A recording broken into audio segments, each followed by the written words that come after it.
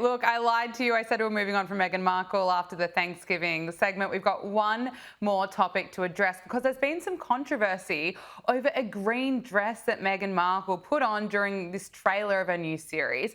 And a source has told Page Six that Meghan Markle allegedly walked away from a 2022 Variety cover shoot with a $1,695 green gown because it was all part of archiving her clothes as a royal. What's happened here, Andrew? Well, what I love, go for that alliteration. Meghan Markle gown gate, we could call it, couldn't we? So what happens is it was, as you say, it was a 2022 Variety cover shoot. There was this £1,695 dollars rather green gown. It was all part of apparently of archiving her clothes as a royal, because that's what you have to do as a royal to make sure that you remember what you wore. The reason it's come about now is because it appeared in that promotional video that we've just seen with Love Meghan holiday celebration. And lots of people pointed out on social media, hang about, we spotted that beforehand. There was also in October, she was spotted in a black and white tweed strapless midi dress, which was designed by Chanel during a date night with Prince Harry at a private club, NYC club, Chez Margot. Apparently, she'd worn that designer piece to a photo shoot in 2022 for the cut. So the suggestion was that she walked off the set without asking permission for it. The Sussexes, as a spokesperson for the Sussexes, commented the insinuation that any items were taken without the full knowledge and agreement of the on-set stylist or the respective teams was categorically false. The rep also told us that any items kept, were done so in total transparency and in accordance with contractual arrangements. So the suggestion that she nicked it was totally unfair, but certainly it was the one that appeared in the photo shoot, and certainly well done to all those people who spotted that it made a reappearance in this particular trailer. Now, the royal family is gearing up for a trip to the US to celebrate America's 250th birthday next year, but there's, of course, speculation that there will be no reunion with Prince Harry and Meghan Markle. They're reportedly set to be left out in the cold, according to sources that told Page Six. So, Andrew, tell us about this trip. Prince William and Princess Catherine, they're expected to join in the historic celebrations in July, but no reunion, apparently. Absolute 250th birthday bash for America. Hurrah. As you know, we had a very successful time with Trump's visit to Windsor Castle. I was outside waving the Power Hour flag, as you know, and reporting on that. And during that visit, the President Trump invited King Charles and Camilla and the royal family to come over for a visit to celebrate the 250th anniversary. That is going to be a wonderful tour. Obviously, hoping that the king is well enough because he's obviously got his health scares and so on and so forth. But they have been invited for this state visit in April, and they're gearing up for this star-spangled trip to celebrate the 250th birthday. But Prince Harry and Meghan Markle are set to be left out in the cold, lots of people are saying, and basically because they are no longer working royals. That's the main sort of reason they're not going to be there. So the Declaration of Independence, well, they declare themselves independent from the working royals, and as a result, it's going to be a result of being left out in this cold on this particular moment. But you can guarantee we're going to hear all about it.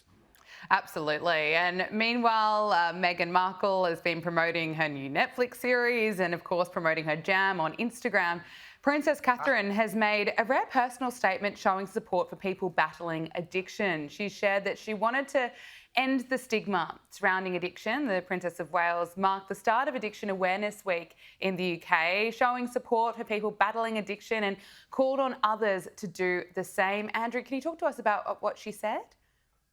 Yeah, I love this when people in the public eye can use their position to share and shine a spotlight on things that affect lots and lots of people. And she made a very powerful speech. I'll just give you a couple of excerpts from it. She said, "This Addiction Awareness Week, I am, as always, very glad to lend my support to this hugely important campaign.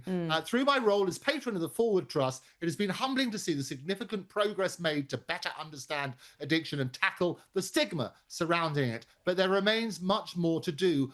Addiction is not a choice," she continues, "or a personal failing, but a complex mental health condition that should be met with empathy and support. But still, even now in 2025, people's experience of addiction is shaped by fear, shame, and judgment. This needs to change. And Mm. well done for her for calling that out. And basically, this is the Forward Trust. It's a British charity that helps people with drug and alcohol dependence. She's been the royal patron since June 2021, and she signed this just with Catherine rather than her full name. And basically, I mean, what's really good, she's been returning to these royal duties since she stepped away from the spotlight briefly to deal with her cancer battle. She announced in March 2024 about the cancer battle and then underwent treatment, forcing her to take this break. But basically, she's been in September. She sort of said that at the moment she's cancer free. So all good news there. Well done her for shining a spotlight on that. I want us to be the generation that talks about these things, so the next generation doesn't suffer the stigma. So congratulations yet again to Princess Catherine for spotlighting this particular cause. Absolutely, such an important cause.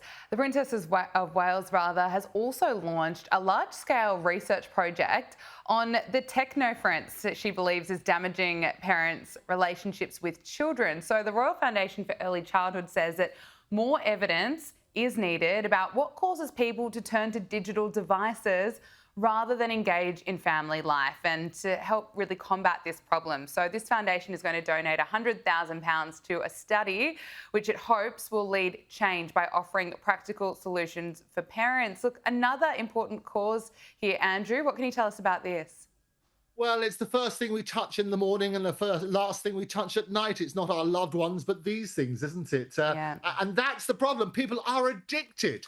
And what she's saying is that phones are sort of wrecking parent-childhood bonds. And she's launched this large-scale research project called this Technoference, which she wants to sort of basically guard against, the interference by technology in people's lives. She said more evidence is needed about what causes people to turn to digital devices rather than engage in family life. And you see many people now in restaurants, in shops, and even sitting around the family tables are all glued to their screens Aren't rather than they? engaging in conversation. I'm sure you see that all the time. It's extraordinary how people date nowadays because they don't really know how to communicate. They don't know how to talk and so on and so forth. So she said that a whole generation, I support her on this as well, is more isolated, more lonely, and less equipped to form those warm, meaningful relationships that were the basis of a happy, healthy life. And you might remember last week, she urged business leaders to prioritize time and tenderness alongside profit and success, saying that she believed in restoring the dignity to the quiet, often invisible work of caring, of loving well. So it is interesting. I've spoken previously about the Wales's children. And none of them have phones. 12-year-old Prince George, apparently, William's spoken about this. It's he wants to maybe get a dumb phone, not a smartphone, but one is not connected to the internet, which he might need when he starts secondary school, because it's an ongoing conflict between them, because obviously a lot of their contemporaries have phones. But it's very, very clear that this is what they want them to do, not be digitally dependent at this age. It was interesting. They refer to a new survey which has said that 62% of those in the UK, adults, said that they were sometimes, often, or always distracted by phones, was the big survey on that sort of basis, or digital devices while spending time with the family. So again, I would absolutely endorse this sort of stuff. The more we can make sure that people are not digitally dependent, the better. And so well done, Princess Catherine, yet again. Let's turn to the fallout with Andrew, formerly known as Prince Andrew, and now a council in Northern Ireland has begun work to change the name of a street named after Andrew Mountbatten Windsor. So Prince Andrew Way is going to be renamed, but Andrew, the council warns it's not going to be straightforward. Well, Prince Andrew Way, no way, I can tell you what they want. So this is the Mid and East Antrim Council in Northern Ireland. They've begun work to change the name. Lots of residents complain, say, we don't want it to be called Prince Andrew Way now, so that's going to happen. What happens is there's slight complications because there are things like bank accounts, so credit card, driver's license, utility bills, and so on and so forth. They're all dependent on getting the address right. And so what they've warned about, there will be these changes, but there will be those sort of impacts accordingly. So there is this sort of bureaucratic nightmare as a result of it. I mentioned previously as well, there's a pub very near to me called the Duke of York pub, which used to have a picture of Prince Andrew Mm. outside. That has been swiftly removed in the last few months, and people are basically revisiting on that sort of basis. But there are a few Prince Andrew ways around the UK, and all of those are currently revisiting what they should call it. Just finally on Fergie, Sarah Ferguson is tipped to take part in a bombshell interview. The ex-Duchess is said to have an appetite for revenge. She's reportedly not happy with King Charles's decision to evict her and her ex-husband Andrew Mountbatten Windsor from Royal Lodge, of course, amid the scandal involving their connection to convicted sex offender Jeffrey Epstein. Andrew, what can you tell us about this? Is Fergie going to sit down for a bombshell interview? Well, I think if you offered her a lot of money, she'd come and sit with us next week. That's what's going to happen, Gabriella.